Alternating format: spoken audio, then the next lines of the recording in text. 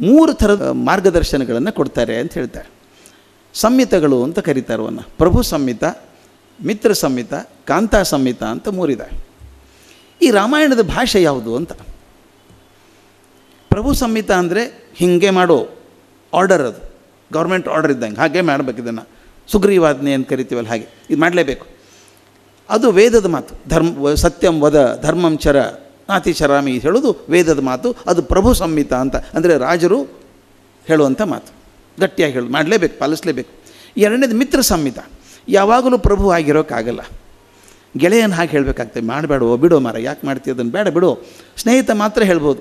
ಎಷ್ಟೋ ಸಲ ನೀವು ನೋಡಿದ್ದೀರಿ, ಮಗನಿಗೆ ಅಂದರೆ ಹೇಳಬೇಕಾದ್ರೆ ಅವ್ನ ಫ್ರೆಂಡ್ ಕಡೆಯಿಂದ ಹೇಳಿಸ್ತೀವಿ ನಾವು, ನೀನು ಸ್ವಲ್ಪ ಹೇಳಿ ನೋಡಪ್ಪ ಅವನಿಗೆ, ನೀನು ಸ್ನೇಹಿತನಾಗಿ ಹೇಳಿ ನೋಡು, ಬೇಡ ದೋಸ್ತ ಹಂಗೆ ಮಾಡಬೇಡ ಅಂತ ಹೇಳಬೇಕು. ಇದು ಮಿತ್ರ ಸಂಹಿತ. ಅದು ವರ್ಕ್ ಆಗಲಿಲ್ಲ ಅಂದರೆ ಕಡೆಯದೊಂದಿದೆ, ಕಾಂತಾ ಸಂಹಿತ ಅಂತ. ಕಾಂತ ಅಂದರೆ ಹೆಂಡತಿ ಅಂತ, ಅಂದರೆ ಪ್ರಿಯಳಾದ ಹೆಂಡತಿ, ಬರೀ ಹೆಂಡತಿ ಅಲ್ಲ, ಪ್ರಿಯಳಾದ ಹೆಂಡತಿ. ಯಾರ ಮಾತನ್ನು ಮೀರಿದರೂ ಹೆಂಡತಿ ಮಾತನ್ನು ಮೀರೋಕ್ಕಾಗಲ್ಲ. ಸ್ವಂತ ಅನುಭವ ಅಲ್ಲ, ಎಲ್ಲ ಕಡೆ ಹಾಗೆ ಇರೋದದು. ಆದ್ದರಿಂದ ಪ್ರಿಯವಾದ ಹೆಂಡತಿ ಮಾತನ್ನು ಮೀರೋಕ್ಕಾಗಲ್ಲ. ಅದಕ್ಕೆ ರಾಮಾಯಣದ ಮಾತು ಕಾಂತಾ ಸಂಹಿತದ ಮಾತು ಅಂತ. ಎಷ್ಟು ಚಂದ ಬಳಸ್ತಾರೆ ವಾಲ್ಮೀಕಿಗಳು. ಎಂದು ಒತ್ತಿ ಒತ್ತಿ ಹೇಳಲ್ಲ, ಹೀಗೆ ಇರಬೇಕು ಅಂತ ಎಲ್ಲೂ ಹೇಳಲ್ಲ ಅವರು. ಹೀಗಿದ್ದರೆ ಎಷ್ಟು ಚಂದ ಅಲ್ವಾ.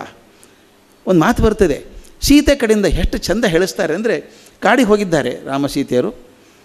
ರಾಮ ಬಾಣ ಬಿಲ್ಲು ಎಲ್ಲ ತೊಗೊಂಡು ಹೋಗಿದ್ದಾನೆ, ಲಕ್ಷ್ಮಣನು ಬಾಣ ಬಿಲ್ಲು ತೊಗೊಂಡು ಹೋಗಿ ಧನುರ್ಧಾರಿಗಳಾಗಿ ಹೋಗಿದ್ದಾರೆ. ಆಕೆಗೊಂದು ಸಂಕಟ, ಬಾಣ ಬಿಲ್ಲು ಯಾಕೆ ಕಾಡಿಗೆ ಹೋದಾಗ? ಆಕೆ ಹೇಳ್ತಾಳೆ, ಆಯುಧಗಳಂದರೆ ಅಗ್ನಿ ಇದ್ದ ಹಾಗೆ. ಇದು ನೋಡಿ, ದಯವಿಟ್ಟು ನೋಡಿ, ನಿಮ್ಮ ಕೈ ಚೂಪಾದ ಒಂದು ಏನಾದರೂ ಆಯುಧ ಇದ್ದರೆ ಅದನ್ನು ನೋಡ್ಬೇಕನ್ಸುತ್ತೆ, ಎಷ್ಟು ಚೂಪಾಗಿದೆ ಅಂತ ಬಳಸಬೇಕು ಅಂತ ಬರುತ್ತೆ. ಹಾಗೆ ನೀ ಆಯುಧ ತೊಗೊಂಡ್ರೆ ಬಳಸಬೇಕು ಅಂತ ಅನಿಸುತ್ತೆ. ಬೇಡಪ್ಪ, ಯಾಕೆ ತೊಗೊಂಡು ಹೋಗ್ತೀಯ ಅದನ್ನು, ಆಯುಧ ಬೇಡ ಅಂತ ಹೇಳಿಬಿಟ್ಟು, ತಪ್ಪು ತಿಳ್ಕೊಬೇಡ, ನಿನಗೆಲ್ಲ ಗೊತ್ತಿರುತ್ತೆ, ಆದರೂ ಸ್ತ್ರೀ ಚಪಲ ಹೇಳಬೇಕು ಅಂತ ಅನಿಸುತ್ತೆ, ನಿನಗೇನು ಸರಿನೋ ಅದು ಮಾಡಪ್ಪ, ನಿನ್ನ ತಮ್ಮನ ಕೇಳ್ಕೊ, ನಿನ್ನ ತಮ್ಮನ ಮಾತು ಕೇಳಿ ಮಾಡು ಅಂತಾಳೆ. ಎಷ್ಟು ಚಂದದ ಮಾತಲ್ವಾ. ಅವಾಗ ರಾಮ ಅಂತಾನೆ, ಹಂಗಲ್ಲ, ಅದು ಯಾಕೆ ತಂದಿದ್ದೀನಿ ಅಂತ ಜಸ್ಟಿಫೈ ಮಾಡ್ತಾನೆ. ನಾ ಬಂದದ್ದು ನನಗೋಸ್ಕರ ಅಲ್ಲ, ಹಿಂಸೆ ಮಾಡೋದಕ್ಕಲ್ಲ, ನಾನು ಬಂದದ್ದು ಋಷಿಗಳನ್ನು ಕಾಪಾಡೋದಕ್ಕೆ. ಅವ್ರು ತೊಂದರೆ ಕೊಟ್ಟರೆ ಮಾತ್ರ ರಾಕ್ಷಸರಿಗೆ ಮಾತ್ರ ಬಳಸುವಂಥದ್ದು ಅಂತ ಜಸ್ಟಿಫೈ ಮಾಡ್ತಾನೆ. ಅಲ್ಲಿ ಆರ್ಡರ್ ಇಲ್ಲ ಸೀತೆದು, ಸವಿನಯವಾಗಿ ಹೇಳ್ತಾಳೆ ಹಿಂಗಿರಬೇಕು ಅಂತ. ಕೆಲವೊಂದು ಸಲ ಆಕೆ ಕಾಂತ ಸ್ಟ್ರಾಂಗ್ ಆಗಿ ಹೇಳಬೇಕಾಗತ್ತೆ. ಕಾಂತ ಯಾವಾಗಲೂ ಮಿದುವಾಗಿರಬೇಕು ಅಂತೇನಿಲ್ಲ. ಕಾಡಿಗೆ ಹೋಗೋ ಪ್ರಸಂಗ ಬಂದಾಗ ರಾಮ ಹೇಳ್ತಾನೆ, ನೋಡಮ್ಮ ನಾನು ಕಾಡಿಗೆ ಹೋಗಬೇಕು ಅಂತ ಹೇಳಿದ್ದಾರೆ, ನಿನಗೇನು ಹೋಗು ಅಂದಿಲ್ಲ ಸೀತೆಗೆ. ನಿನಗೇನು ಹೋಗು, ನಾನು ಹೋಗ್ಬೇಕಷ್ಟೇ, ನಾನು ಹೋಗಿ ಬರ್ತೇನೆ 14 ವರ್ಷ, ನೀ ಅಪ್ಪ ಅಮ್ಮನ ನೋಡಿಕೊಂಡು ಇರು ಅಂತ ಹೇಳ್ತಾಳೆ. ಆಕೆ ಹೇಳ್ತಾಳೆ, ಇಲ್ಲ ಮದುವೆ ಆದ ನಿನ್ನಲ್ಲ, ನಾನು ನಿನ್ನೆನೇ ಮದುವೆ ಆದದ್ದು, ನಿನ್ನ ಜೊತೆಗೆ ಬರ್ತೀನಿ ಅಂತ. ರಾಮ ಹೆದರ್ಸೋಕೆ ಶುರು ಮಾಡ್ತಾನೆ. ಕಾಡಿಗೆ ಹೋಗೋದು ನಾವು ಪಿಕ್ನಿಕ್ಕಿಗಲ್ಲ, ಅಲ್ಲಿ ಹುಲಿ ಸಿಂಹ ಎಲ್ಲ ಇದ್ದಾವೆ, ಚಿರ್ಚಿದ್ದಾವೆ, ಕಾಡು ಪ್ರಾಣಿಗಳಿದ್ದಾವೆ, ಮುಳ್ಳು ಕಲ್ಲು ಎಲ್ಲ ಇದ್ದಾವೆ, ಕಷ್ಟ ಹೆದರಿಸ್ತಾನೆ. ಆಕೆ ಎಷ್ಟು ಚಂದದ ಮಾತು ಹೇಳ್ತಾಳೆ ಅಂದರೆ, ಸೀತೆ ಹಿಂಗೆ ಮಾತಾಡ್ಬೋದಾ ಅಂತ ಅನಿಸುತ್ತೆ. ಕಾಂತಾ ಸಮೇತ ಇದನ್ನೊಂದು ಮುಖ, ಅದು ಯಾವಾಗಲೂ ಪ್ರೀತಿಯಿಂದ ಹೇಳೋದಲ್ಲ, ಸ್ವಲ್ಪ ಜಬರ್ದಸ್ತು ಹೇಳಬೇಕಾಗತ್ತೆ. ಆಕೆ ಹೇಳ್ತಾಳೆ, ಅಯ್ಯೋ ನಮ್ಮಪ್ಪನಿಗೇನೋ ತಪ್ಪು ಕಲ್ಪನೆ ಆಗಿತ್ತು, ಗಂಡಸಿಗೆ ಮದುವೆ ಮಾಡಿಕೊಟ್ಟ ಅಂತ ಅಂದ್ಕೊಂಡಾನವನು, ನೀನು ನೋಡಿದ್ರೆ ಒಂದು ಹೆಂಗಸಿನ ರಕ್ಷಣೆ ಮಾಡೋಕ್ಕಾಗಲ್ಲ ಅಂತೀಯಲ್ಲಪ್ಪ ಅಂದ್ಲು. ಕಾಡಿಗೆ ಹೋದಾಗ ಒಂದು ಹೆಣ್ಣಿನ ರಕ್ಷಣೆ ಮಾಡೋ ಒಂದು ದೇಶ ಏನು ರಕ್ಷಣೆ ಮಾಡ್ತೀಯ ನೀನು? ಈ ಹುಲಿ ಸಿಂಹ ಹೆದರಿಸ್ಬೇಡ, ನನಗೆಲ್ಲ ಗೊತ್ತವಲ್ಲ ಅಂತಾಳಕ್ಕೆ. ಹಾಗೆ ಹೇಳಿದಾಗ, ಹಾಗೆ ನಡಿ, ಹಾಗಾದ್ರೆ ಹೋಗೋಣ ಅಂತಾನೆ. ಈ ಕಾಂತಾ ಸಂಹಿತದ ಮಾತು ಹೇಗಿದೆ ಅಂದರೆ, ಬೇಕಾದಾಗ ಒಂದು ಚೂರು ಚುರುಕು ಮಾಡಿ, ಬೇಡಾದಾಗ ಪ್ರೀತಿಯಿಂದ ಹೇಳುವಂಥ ಮಾತು ರಾಮಾಯಣದ ಮೂಲಕ ಬರುವಂಥದ್ದು. ಇನ್ನೊಂದು 2 ವಿಷಯಗಳನ್ನ ನಿಮ್ಗೆ ಸ್ಪಷ್ಟ ಮಾಡಬೇಕು ನಾವು ರಾಮನ ಪಾತ್ರ ಓದಬೇಕಾದ್ರೆ. ರಾಮಾಯಣ ಓದಬೇಕಾದ್ರೆ ಕೆಲವು ಸಂಕೇತಗಳನ್ನು ಬಳಸ್ತಾರೆ ವಾಲ್ಮೀಕಿಗಳು. ಅವನ ಸೂಕ್ಷ್ಮಾರ್ಥಗಳನ್ನು ನೋಡಬೇಕು, ನಿಜ ಸ್ಥೂಲ ಅರ್ಥ ನೋಡಬಾರ್ದು. ಶಬ್ದಗಳನ್ನು ರಾಶಿ ರಾಶಿ ಹಾಕಿಬಿಡ್ತಾರೆ. ಕಾವ್ಯ ಆದ್ದರಿಂದ ರಂಜನೀಯವಾಗಿರಬೇಕು, ಪದಗಳನ್ನು ಜಾಸ್ತಿ ಹಾಕ್ತಾರೆ. ಹೇಳ್ತಾರೆ, ರಾಮ ಬಾಣ ಬಿಟ್ಟಾಗ ಸಮುದ್ರಕ್ಕೆ ಉಕ್ಕಿಬಿಡ್ತು, ಭೂಮಿ ನಡುಗ್ಬಿಡ್ತು, ಆಕಾಶದಲ್ಲಿ ಉತ್ಪಾತಗಳಾಯಿತು ಅಂತೇಳಿ ಹೇಳ್ತಾರೆ. ಆಯಿತೋ ಇಲ್ವೋ, ಎದಕ್ಕೆ ಹೇಳಬೇಕು ಅದನ್ನು? ಅದು ಎಷ್ಟು ಘೋರವಾಗಿತ್ತು ಅಂತ ಹೇಳೋದಕ್ಕೆ 10 ಮಾತುಗಳಲ್ಲಿ ಹೇಳ್ತಾರೆ. ಇದು ನಮ್ಮ ಕಾವ್ಯದಲ್ಲಿ ಬಂದಿರುವಂಥದ್ದು. ಒಂದು ಸುಂದರವಾದ ಹುಡುಗಿಯನ್ನು ವರ್ಣನೆ ಮಾಡಬೇಕಾದ್ರೆ ನಮ್ಮ ಕವಿಗಳು ಸಾಕಷ್ಟು ಬಳಸ್ಕೊಂಡಿದ್ದಾರೆ ಇದನ್ನು. ಏನು, ಆಕೆ ಜಡೆ ಹಾಗಿತ್ತು, ನಾಗರ ಹಾವಿನ ಹಾಗೆ ಕಪ್ಪು ಜಡೆ ಆಯಿತು, ಕಾಮನ್ ಬಿಲ್ಲಿನಂಥ ಹುಬ್ಬು, ಸಂಪಿಗೆ ಅಂಥ ಮೂಗು, ತೊಂಡೆ ಹಣ್ಣಿನಂಥ ತುಟಿ, ಹೀಗೆಲ್ಲ ಬೆಳ್ಕೋದು ಬರ್ತಾರೆ. ಒಬ್ಬ ಹೇಳ್ತಾನೆ, ನಿಜವಾಗ್ಲೂ ಇಟ್ಟು ನೋಡ್ರಿ ಹೆಂಗೆ ಕಾಣುತ್ತೆ ಅಂತ. ತಿರುಗಿ ನೋಡೋಕ್ಕಾಗಲ್ಲ ಅವನ್ನೆಲ್ಲ ಅಲ್ವಾ. ನಾಗರ ಹಾವು ತೊಂಡೆ ಹಣ್ಣಿಟ್ಟು ನೋಡಿ ನೋಡೋಣ, ನೋಡೋಕ್ಕಾಗತ್ತಾ? ಅಂದರೆ ವರ್ಣನ ಮಾಡುವಾಗ ಇನ್ನೇನು ಹೋಲಿಸಿ ಮಾಡುವಂಥದ್ದಿರುತ್ತೆ. ಆದ್ದರಿಂದ ಆ ಮಾತುಗಳನ್ನು ನಾವು ಸ್ಥೂಲಾರ್ಥದಲ್ಲಿ ತಗೋಬಾರ್ದು, ಅದನ್ನು ಸೂಕ್ಷ್ಮಾರ್ಥದಲ್ಲಿ ಬಳಸ್ಕೋಬೇಕು ಅಂತ ಹೇಳಬೇಕು ಅದನ್ನು. ಮತ್ತು ಇನ್ನೊಂದು, ಕಾವ್ಯ ಬೇಕಾಗ್ತದೆ. ಅದು ಕಾವ್ಯದಲ್ಲಿ ನ್ಯೂಸ್ ರಿಪೋರ್ಟ್ ಅಲ್ಲ ಅದು. ನ್ಯೂಸ್ ರಿಪೋರ್ಟಿಗೂ ಕಾವ್ಯಕ್ಕೂ ತುಂಬ ವ್ಯತ್ಯಾಸ ಇದೆ. ಕಾವ್ಯದಲ್ಲಿ ಸಮೃದ್ಧವಾಗಿ ಹಾಕಬೇಕು ಶಬ್ದ ಪದಗಳನ್ನು. ನಮ್ಮ ಕುಮಾರವ್ಯಾಸ ಹೇಳಬೇಕಾದ್ರೆ ರಾಶಿ ಸುರಿತಾನೆ ಪದಗಳನ್ನು, ರಾಶಿ. ಬರೀ ಕೃಷ್ಣ ಅನ್ನೋದಕ್ಕೆ ಹೋಸಲು ಹೇಳಿದ್ದೆ ನಾನು. ವೇದ ಪುರುಷನ ಸುತನ ಸಹೋದರನ ಹೆಮ್ಮಗನ ಮಗನ ತಳೋದರಿಯ ಮಾತುಳನ ರೂಪನ ಅತುಳ ಭುಜಬಲದಿ ಕಾದಿಗೆಲಿದನ ಅಣ್ಣನ ಅವ್ಯಯ ನಾದಿನಿಯ ಜಠರದಲ್ಲಿ ಜನಿಸಿದ ಅನಾದಿ ಮೂರುತಿ ಸಲಹೋಗದುಗಿನ ವೀರನಾರಾಯಣ. ಕೃಷ್ಣ ಅನ್ಲಿಕ್ಕೆ ಎಷ್ಟು ಗುದ್ದಾಟ.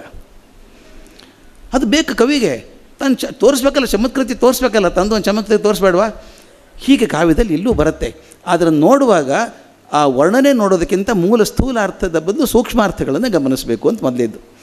ಎರಡನೇದು ಭಾಳ ಮುಖ್ಯ ಇನ್ಸ್ಟ್ರಕ್ಷನ್ ಅಂದರೆ, ಮಹಾಕಾವ್ಯ ಯಾವುದೇ ಓದಿದ್ರು, ರಾಮಾಯಣ ಆಗ್ಬೋದು, ಮಹಾಭಾರತ ಯಾವುದೇ ಆಗಲಿ, ಓದುವಾಗ ಇಂಗ್ಲೀಷಲ್ಲಿ ಒಂದು ಮಾತಿದೆ, ವಿಲ್ಲಿಂಗ್ ಸಸ್ಪೆನ್ಷನ್ ಆಫ್ ಡಿಸ್ಬಿಲೀಫ್ ಅಂತ.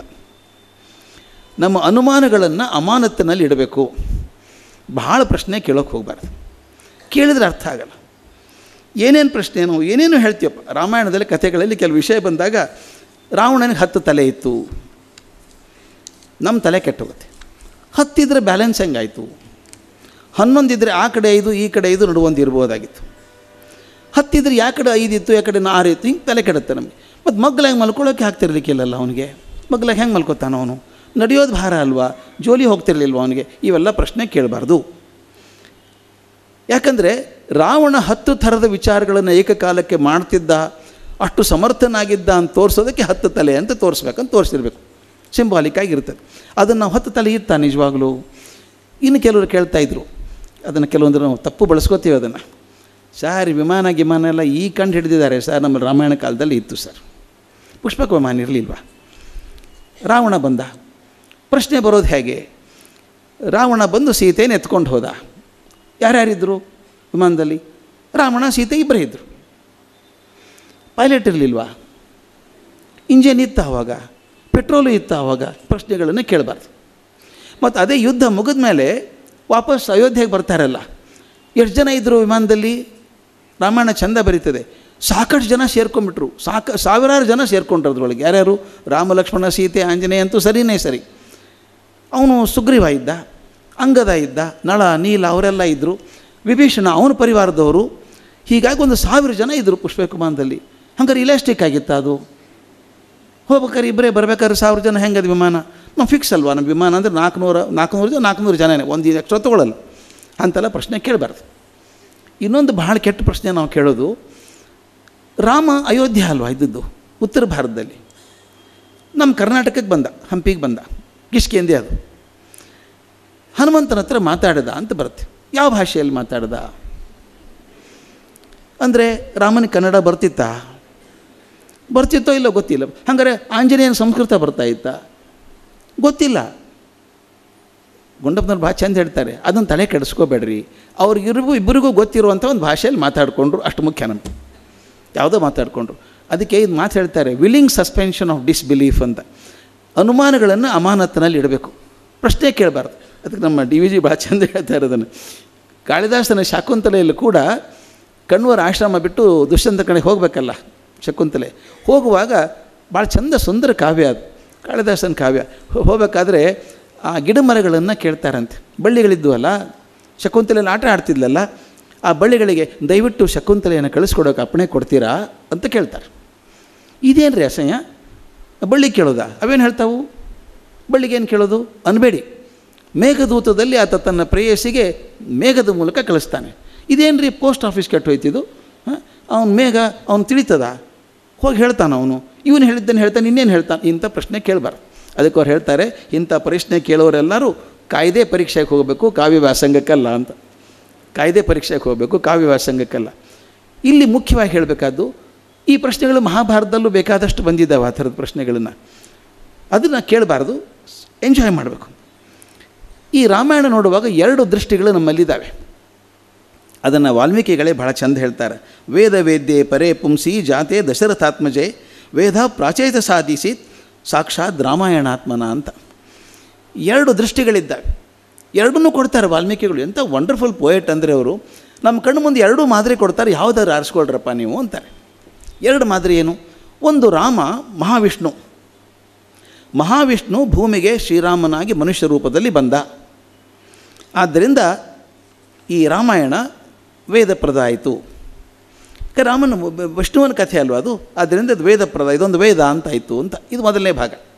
ಅಂದರೆ ಮಹಾವಿಷ್ಣು ಭೂಭಾರ ಹರಣಕ್ಕಾಗಿ ಮತ್ತು ರಾವಣನ ಸಂಹಾರಕ್ಕಾಗಿ ಕೆಳಗಿಳಿದು ಬಂದ, ಮನುಷ್ಯ ರೂಪದಲ್ಲಿ ಬಂದ, ಅದು ಅವನ ಅವತಾರವೇ.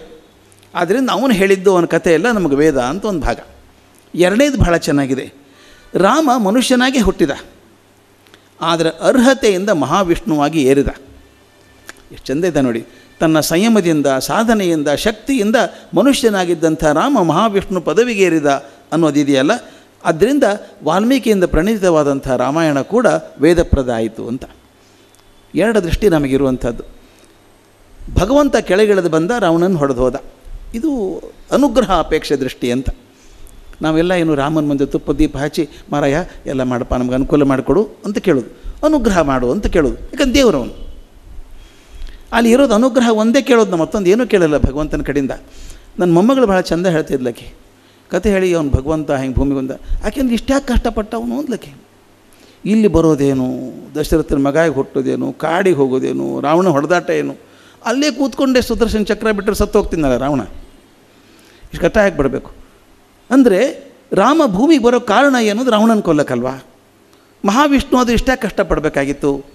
ಆದರೆ ಅದು ಮಾದರಿ ಹೇಗೆ ಅಂದರೆ, ಮಹಾವಿಷ್ಣು ಆದರೂ ಕೂಡ ಎರಡನೇ ದೃಷ್ಟಿ ಮನುಷ್ಯನಾಗೇ ಹುಟ್ಟಿದ, ಮನುಷ್ಯನ ಹಾಗೆ ಬದುಕಿದ, ನಮ್ಮ ಹಾಗೆ ಕಷ್ಟಗಳನ್ನು ಪಟ್ಟ, ದ್ವಂದ್ವದಲ್ಲಿ ಇದ್ದ, ದುಃಖದಲ್ಲಿ ಇದ್ದ. ಅವನಿಗೂ ಸಂಶಯ ಬಂದಿದೆ. ಕೆಲವು ಮಾತುಗಳನ್ನು ಹೇಳ್ತೇನೆ ನಾನು, ನಾವು ರಾಮ ಹಾಗೆ ಅಂತೀವಲ್ಲ, ಕೆಲವೊಂದು ಸಲ ಮನುಷ್ಯರ ಹಾಗೆ ನಡ್ಕೋತಾನೆ ಅವನು. ಯುದ್ಧಕಾಂಡದಲ್ಲಿ ಹೇಳಿಬಿಡ್ತಾನೆ, ಒಂದು ಬಾಯಿ ಬಿಟ್ಟೆ ಹೇಳ್ತಾನೆ ಅವನು ಹೇಳೋ ಮಾತು ಸ್ಪಷ್ಟ ಆಗಿದೆ. ಆತ್ಮಾನಂ ಮಾನುಷಮ್ಮನ್ನೇ ರಾಮಂ ಆತ್ಮಜಂ ಅಂತ. ನಾನು ಮನುಷ್ಯನಾಗೆ ಹುಟ್ಟಿದ್ದೇನಪ್ಪ, ಮನುಷ್ಯ ನಾನು, ನನಗೂ ಕೆಲವು ಭಾವನೆಗಳಿದ್ದಾವೆ, ತಪ್ಪು ತಿಳ್ಕೊಬೇಡಿ ಅಂತ ಹೇಳ್ತಾನೆ. ಎಷ್ಟೋ ಕಡೆಗೆ ಕಾಡಿಗೆ ಹೋದಾಗ ಸೀತೆಯನ್ನು ಕದ್ಕೊಂಡು ಹೋದ ತಕ್ಷಣ ಮೊಟ್ಟ ಮೊದಲೇ ಮಾತೇನು ಬರುತ್ತೆ ಗೊತ್ತಾ ರಾಮನ ಬಾಯಲ್ಲಿ, ಈಗ ಕೈಕೇಯಿಗೆ ಸಮಾಧಾನ ಆಗಿದ್ದಿರಬೇಕು ಅನ್ನಲ್ವಾ. ನಾವು ನಮಗೆ ತೊಂದರೆ ಆದಾಗ ನಮ್ಮ ವೈರಿಗಳಿಗೆ ಸಮಾಧಾನ ಆಗಿರ್ಬೇಕು ನೋಡ್ರಿ ಈಗ ಅನ್ನಲ್ವಾ. ಹಾಗೆ ಮನುಷ್ಯರು ಹಾಗೆ ಮಾತಾಡ್ತಾನು, ಮನುಷ್ಯ ಅವನು, ಮನುಷ್ಯರು ಹಾಗೆ ನಡ್ಕೋಬೇಕು. ಇದು ಯಾವ ದೃಷ್ಟಿ ಒಳ್ಳೆಯದು ನಮಗೆ? ನನ್ನ ಪ್ರಕಾರ ಮಹಾವಿಷ್ಣು ಆಗಿ ಬಂದ ಅಂತಂದರೆ ನನಗೆ ಅದರಿಂದ ಏನು ಕಲಿಬೇಕಾಗಿಲ್ಲ, ಕೈ ಮುಗಿಯೋದು ಅಷ್ಟೇ. ಮಹಾರಾಯ ಬಂದೆಪ್ಪ, ಉದ್ಧಾರ ಮಾಡಿದೆ, ರಾವಣನ ಕೊಂದೆ, ನಮಗೇನು ಕೊಡ್ತೀಯ ಹೇಳು, ಅಪ್ಲಿಕೇಶನ್ ಕೊಡೋದು. ಎರಡನೇ ದೃಷ್ಟಿ ಇದೆಯಲ್ಲ ನನಗೆ ಭಾಳ ಮುಖ್ಯವಾದಂಥದ್ದು ರಾಮಾಯಣ ನೋಡುವಾಗ. ನಮ್ಮ ಹಾಗೆ ಮನುಷ್ಯನಾಗಿದ್ದು ಒದ್ದಾಡಿಕೊಂಡು ಸಂಯಮದಿಂದ, ಶಕ್ತಿಯಿಂದ, ಶ್ರದ್ಧೆಯಿಂದ ಎದ್ದು ಮೇಲಕ್ಕೆ ಹೋದ್ನಲ್ಲ, ಮರ್ಯಾದಾ ಪುರುಷೋತ್ತಮ ಅಂತ ಆದ್ನಲ್ಲ, ಅದು ನನಗೆ ಮಾದರಿ ಆಗಬಹುದಾದದ್ದು. ನಾನು ಜೀವನದಲ್ಲಿ ಬದುಕಿದ್ದನ್ನು ರಾಮ ಆಗಲಿಕ್ಕಿಲ್ಲ, ಆ ಹಾದಿಯಲ್ಲಿ ಒಂದು 4-8 ಹೆಜ್ಜೆ ನಡಿಬಹುದಲ್ಲ ನಾನು ಅಂತ ನನಗೊಂದು ಮಾರ್ಗದರ್ಶಿ ಆಗಬಹುದು. ಆದ್ದರಿಂದ ಎರಡನೇ ಮಾರ್ಗ. ಅದಕ್ಕೆ ಅವರೇ ಹೇಳ್ತಾರೆ, ಶ್ವೇತಾಶ್ವತರ ಉಪನಿಷತ್ ಭಾಳ ಚಂದ ಹೇಳುತ್ತೆ, ಎರಡನೇ ದೃಷ್ಟಿಯಲ್ಲಿ ರಾಮ ನನಗೆ ಗುರು ಆಗ್ತಾನೆ, ಮೊದಲನೇ ದೃಷ್ಟಿಯಲ್ಲಿ ದೈವ ಆಗ್ತಾನೆ. ಮಹಾವಿಷ್ಣು ಅಂದರೆ ದೈವ ಆಗ್ತಾನೆ, ಸಾಧಕ ಅಂತಂದರೆ ಗುರು ಆಗ್ತಾನೆ ನನಗೆ. ಶ್ವೇತಾಶ್ವತರ ಉಪನಿಷತ್ತಿಂದ ಸ್ಪಷ್ಟ ಮಾಡುತ್ತೆ ಅಂದರೆ, ಯಶ್ಚ ದೇವೇ ಪರಾಭಕ್ತಿರ್ ಯಥಾ ದೇವೇ ತಥಾ ಗುರು. ಗುರು ಕೂಡ ದೈವ ಆಗ್ತದೆ, ದೈವ ಕೂಡ ಗುರು ಆಗ್ತದೆ, ಎರಡನ್ನೂ ಸಮಾನಾಗಿ ತಗೊಳ್ಳಿ ಅಂತ. ರಾಮಚಂದ್ರ ಹಾಗೆ ನಮ್ಮ ಕಣ್ಣು ಮುಂದೆ ಒಂದು ಮಾದರಿಯಾಗಿ ನಿಂತಂಥವನು, ಮರ್ಯಾದಾ ಪುರುಷೋತ್ತಮರಾಗಿ ನಿಂತಂಥವನು. ಅವನ ಅನುಕರಣಶೀಲ ಮನುಷ್ಯ ಪ್ರೇರಕನಾದವನು ಅಂದಾಗ ನಮ್ಮ ಜೀವನಕ್ಕೊಂದು ಒಳ್ಳೆಯ ಹಾದಿ ಸಿಗ್ತದೆ.